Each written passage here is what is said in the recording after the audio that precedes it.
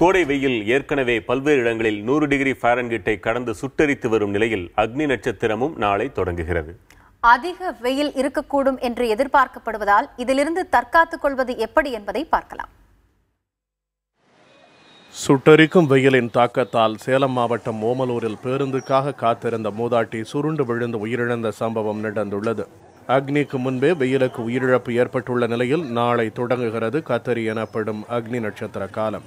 வழக்கமாக அக்னி நட்சத்திரம் என்ற கருத்துருவை ஏற்காத வானிலை ஆய்வு மையம் மேற்கு திசை காற்றின் வேகம் குறைந்துள்ளதால் தமிழகத்தில் வெப்பநிலை அதிகரிக்கக்கூடும் என்று எச்சரிக்கை விடுத்துள்ளது. உள் மாவட்டங்களை பொறுத்தவரையில் மேற்கு திசை காற்றின் வேகம் குறைந்துள்ளது.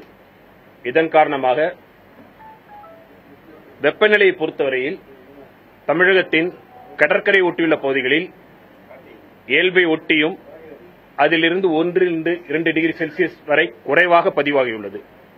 உள் மாவட்டங்களை பொறுத்தவரையில் அதிகபட்ச வெப்பநிலையானது இயல்பை விட 1-2 டிகிரி செல்சியஸ் அதிகமாக பதிவாகியுள்ளது.